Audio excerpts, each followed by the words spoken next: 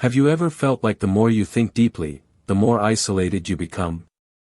The more you understand, the less people want to listen. It's not just in your head. Society has always feared deep thinkers, not because they're wrong, but because they see what others don't want to.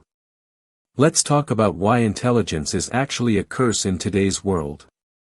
Throughout history, brilliant minds have been ridiculed, silenced, or ignored. Think about Socrates, Galileo, and Tesla. They weren't rejected because they lacked intelligence.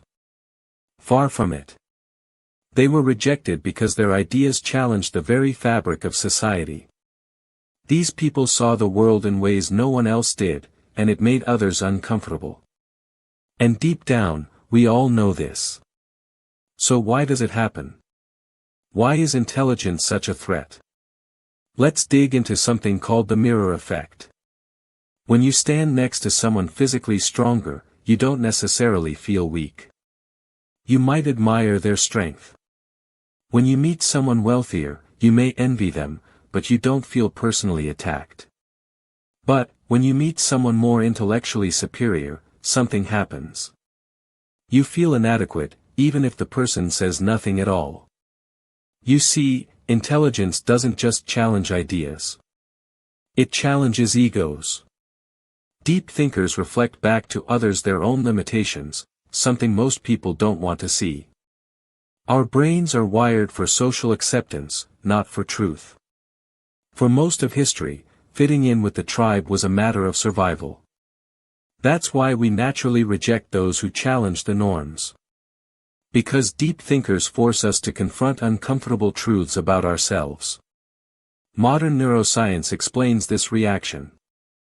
Studies show that when we feel intellectually inferior, our brain's amygdala, the fear center, becomes highly active. This means deep thinking isn't just uncomfortable, it triggers a primal survival response, similar to what we'd feel when facing a physical threat. Now, take a moment and think about the world we live in today. The digital age rewards short, emotionally charged content over thoughtful discussions. It's easier to go viral by making people laugh or outrage them than by sharing deep insights. And that's where the disconnect happens.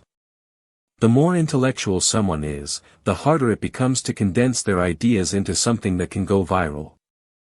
In today's world, being deep just isn't enough to be heard. Let's look at history.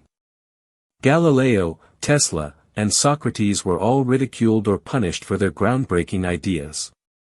Galileo was branded a heretic for proving that the Earth revolved around the Sun. Tesla's vision of free energy was shut down because it threatened the established system. And Socrates? He was put to death for encouraging others to think critically. The deeper the thinker, the greater the risk of rejection. Think about why society resists change. It's not just social, it's biological and psychological. Our brains are wired for cognitive ease, we prefer familiar, simple information. We're also hardwired to protect the status quo, which means we defend old ideas, even when they don't work. In groups, people would rather conform than risk social rejection.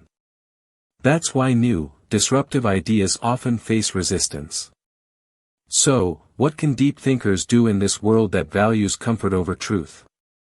The first step is to understand that you're not broken or out of place. You simply see the world differently. And that's your strength. Embrace your solitude and use it to think, create, and innovate. Find like-minded people who value depth. Share your ideas wisely, not with everyone, but with those who are ready for them. Don't force your ideas on people who aren't ready for them. Understand that the world is not built to embrace thinkers like you, but it needs them. You don't need millions of followers or listeners. You just need the right ones. The deep thinkers who truly appreciate your perspective will come. And history will remember you, not as an outcast, but as a pioneer. If you've ever felt misunderstood for your deep thinking, share your story in the comments. Let's start a conversation. Have you ever faced rejection for thinking deeply? How did it make you feel? And if you want more insights from history's greatest minds, hit that subscribe button. We've only just begun. Remember, deep thinkers are not alone. Together, we can push humanity forward. See you in the next video.